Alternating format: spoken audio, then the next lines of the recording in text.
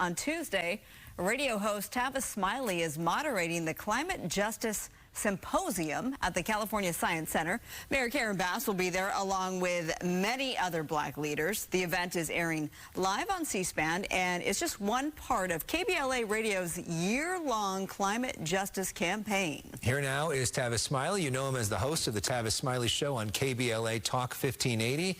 It airs weekdays from 9 to noon, and of course the 55 other shows that he's done and books and everything else. Tavis Smiley, what a career. Great to have you here. We're honored to have you here. It's good to be here. I'm honored just as much, Alex and Marla. Thank you both for the invitation. I love this backdrop. This is really cool. Thank you. All you. I love the wall. Yeah. So talk to us about this, because so often this climate change is talked about, but it's not necessarily talked about how it impacts people in communities of color. How do you think that is, and what is the main message you're trying to get out on that front? It is a great question, Alex, and I think it's hard to argue. It's pretty much irrefutable.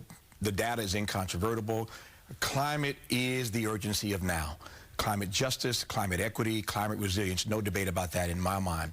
The problem is that the people who are impacted disproportionately by these climate catastrophes, by these climate maladies, happen to be people of color and the poor. And they're the ones left out of this conversation. With all due respect to my friends here in L.A., the environmental movement in L.A. has pretty much been a white West Side liberal movement. I ain't mad about that. Yeah. But the folk who are being impacted by it have not been a part of this conversation. And for many of us, it is a silent killer. And so we're just trying, Alex, to flip the script to involve those persons in the conversation who are most impacted by the crisis. What are some examples of that impact? Sure. It's a great question, Marla. One example here in L.A., of course, is the emissions that we put up into the ether, courtesy mostly of the vehicles that we drive. Well, when you think about it, who lives closest to these freeways? Who lives under these freeways? Poor people, people of color. You don't see freeways running through Beverly Hills. And again, I'm not mad at the folk in Beverly Hills, but the people in our city who are impacted by these emissions happen to be poor people and people of color. Once again, they're victimized by these crises, but not involved in the conversation, much less the solutions to these issues. Well, you're really leading the charge. You have a big event coming up on Tuesday, as mentioned. It's the Climate Justice Symposium. How is this going to make a difference and really jumpstart this campaign? For the first time ever, the country will see on national television, C-SPAN international television, a panel of nothing but people of color talking about this issue. It's not about leaving anybody else out, but about involving people, again, who've not been engaged in the conversation. So the stage is full of people of color. It just so happens right now that the foremost organization in this country on environment, the Sierra Club, has a black man leading it. His name is Ben Jealous. We all know Van Jones. Van Jones is the guy that Jeff Bezos gave that $100 million to do something about these issues. To lead environmental policy for Obama. You got it. So Van Jones is on the panel. Mayor Bass will be there. Cornel West will be there.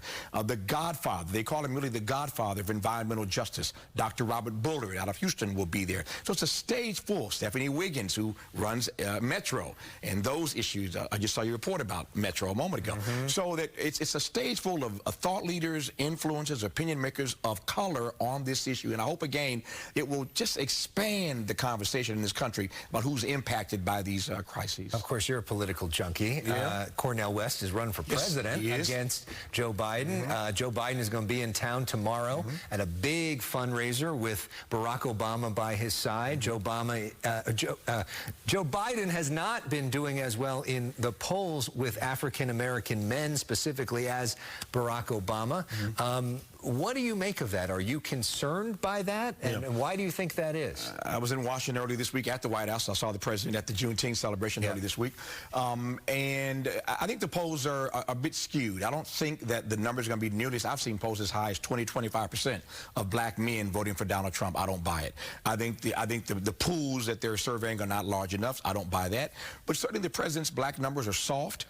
They could be stronger. But I think as we move through this campaign, as he makes his message clearer, I think folk will respond. At the end of the day, I cannot imagine Donald Trump coming anywhere near a significant slice of the African-American vote, but that does not mean that black voters, Alex, ought to be taken for granted. Too often, Democrats take black voters for granted. Republicans flat out ignore us. So I'm glad to see that black folk are in play this time around, and we shall see how it all works out. So, of course, your event, the Symposium, is happening on Juneteenth Eve.